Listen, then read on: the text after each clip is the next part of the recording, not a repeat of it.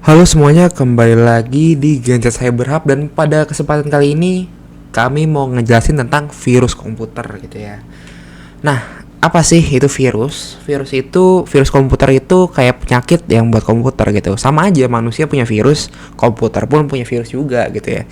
Dan fungsinya ini sama, dia ini jebapin masalah dari gangguan ringan sampai yang serius, kayak merusak atau menghapus data penting. Biasanya virus ini nyebar lewat file yang terinfeksi atau lewat internet gitu ya. Nah ini nih, kalian yang suka download file bajakan, nah kalian tuh rentan banget sebenarnya terkena virus gitu ya. Nah, virus komputer itu banyak banget, nggak cuma satu. Dia ini fungsinya itu nggak cuma buat ngilangin file atau ngunci file gitu ya. Jadi virus ini punya fungsinya masing-masing, tergantung si hackernya ini dia pengen buat virusnya itu ngapain.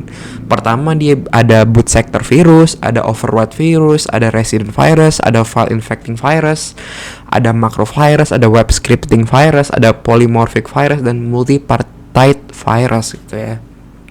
Nah, kalau kalian baca di sini, masing-masing virus ini mempunyai fungsi yang berbeda-beda begitu. Nah, gimana sih kok virusnya bisa menyebar gitu? Padahal komputer saya kan, saya mainnya tuh biasa aja, tapi kenapa kok komputer gue ini terkena virus gitu? Nah, banyak caranya komputer kita ini bisa terkena virus. Yang paling pertama itu spam email.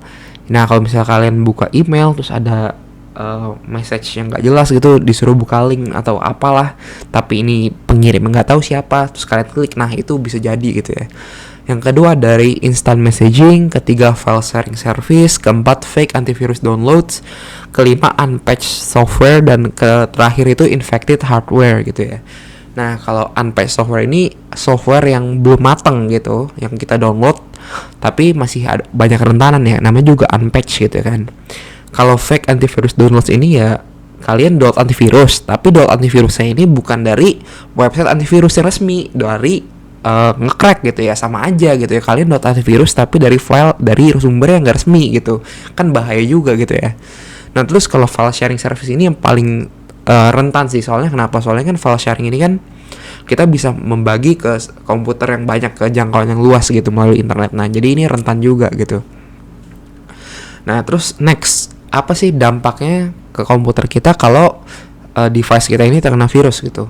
Jadi di sini banyak gejalanya gitu ya. Salah satunya itu performanya jadi lelet, terus banyak aplikasi yang nge-freeze dan nge-crash gitu ya.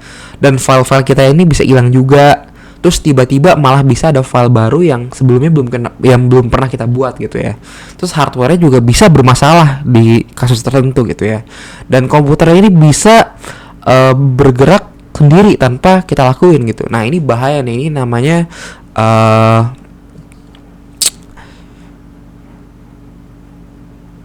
remote access, ini bahaya nih.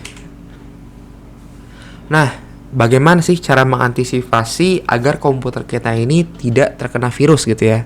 Yang pertama yang tadi sudah saya bilang, jangan sembarangan ngeklik. Kalau ada link-link yang mencurigakan, jangan diklik gitu ya. Nah, terus pakai antivirus yang versi terbaru gitu. Dan yang ketiga, jangan asal download. Yang keempat, pasti update sistem operasi, karena dengan kita update sistem operasi, operating system kita juga pasti lebih bagus gitu ya.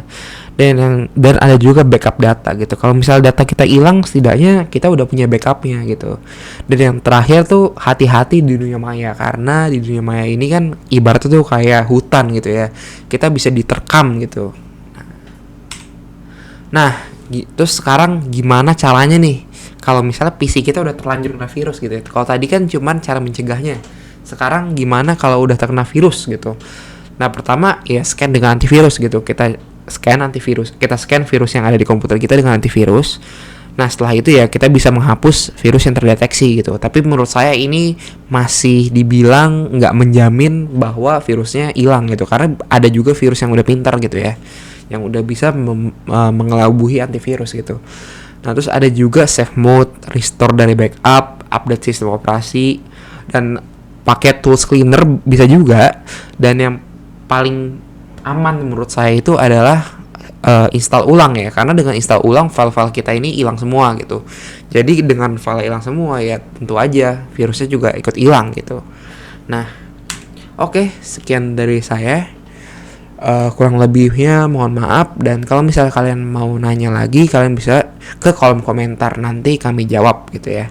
Oke, terima kasih semuanya udah nonton video ini dan see you in the next video. Thank you semuanya.